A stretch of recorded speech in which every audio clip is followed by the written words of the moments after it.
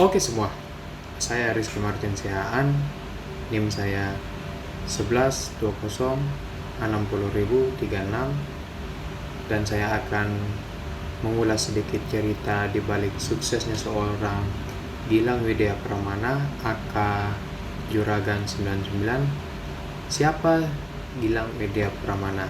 Dia adalah sosok seorang pebisnis sukses, penemu dari MS Glow, dan pemilik dari PO Bus Juragan 99 Trans. Gilang Widya Pramana sudah memiliki suami yang memiliki istri dari Sandi Purmanasari. Dia adalah seorang yang bekerja keras, pembisnis yang sangat sukses. Awalnya, seorang Gilang Widya Pramana adalah seorang yang berasal dari ekonomi yang sangat menengah ke bawah. Dibilang cukup tidak, ya dibilang kurang juga tidak.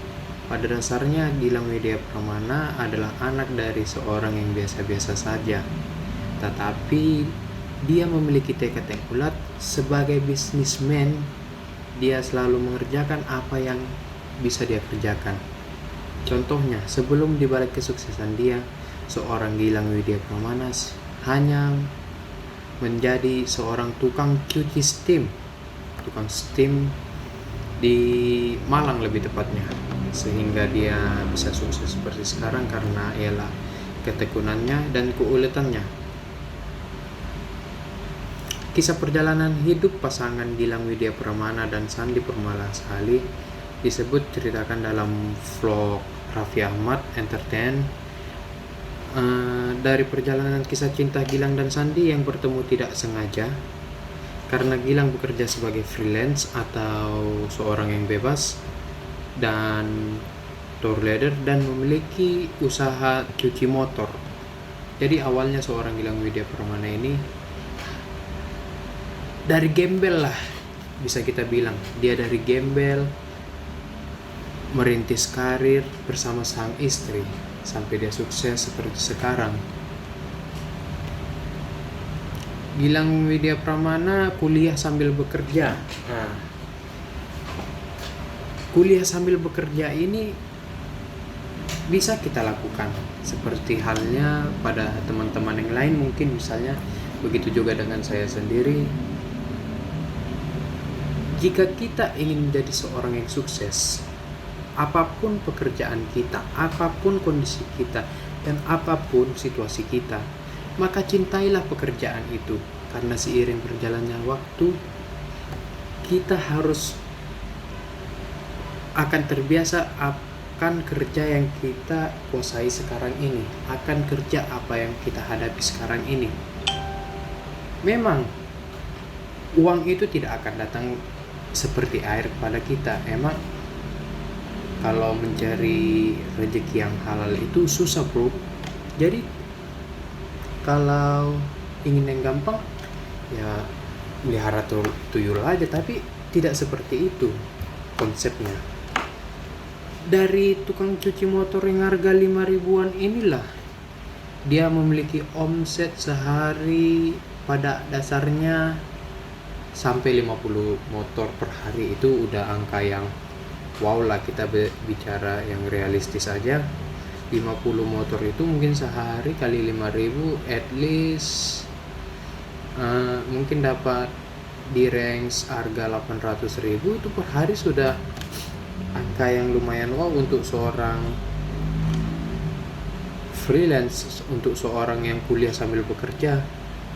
Omset 800.000 itu mungkin dengan ini dia bisa mengupgrade usaha dia gitu loh. Dari awalnya cuma bermodalkan satu mesin, lama-lama bertambah satu anggota, dan kemudian begitu banyak anggota lagi, mungkin begitu banyak orang yang bisa kita beri lapangan pekerjaan. Seperti itu konsepnya.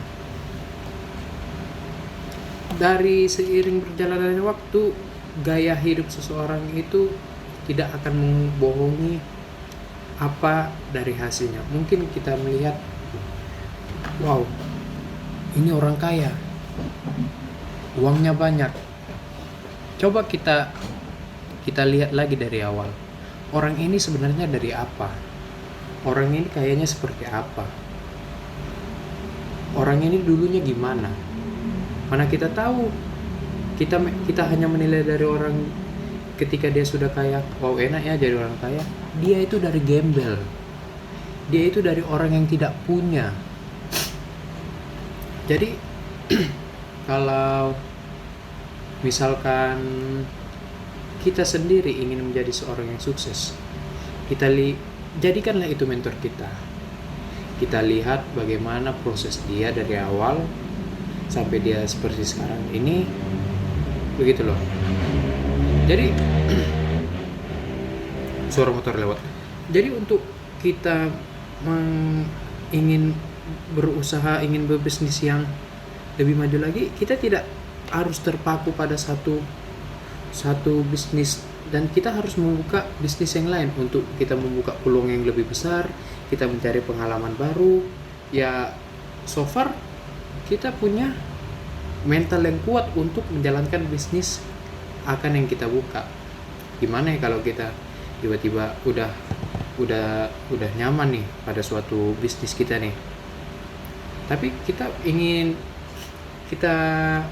punya pola pemikiran itu, kenapa nggak kita aplikasikan? Kenapa kita nggak mencoba lagi? Nah, itu adalah suatu tantangan bagi seorang bisnismen untuk mengambil resiko. Untuk resiko gagal itu pasti ada, tapi kenapa kita nggak harus mencoba gitu loh. Jadi berawal dari menjual produk orang, kita bisa membuka produk sendiri, bahkan kita memiliki pabrik, dan pasti kita dapat membuka luas lapangan pekerjaan buat orang yang membutuhkan. Ya, mungkin dari bisnis yang kita akan jalankan nanti pun akan melakukan kesusahan seperti Mas Gilang ya. Dari segala bisnisnya itu mungkin ada kesusahan yang akan dialaminya. Seorang pengusaha yang mengalami dari bawah pasti akan memiliki kesusahan. Ya, walau begitu banyak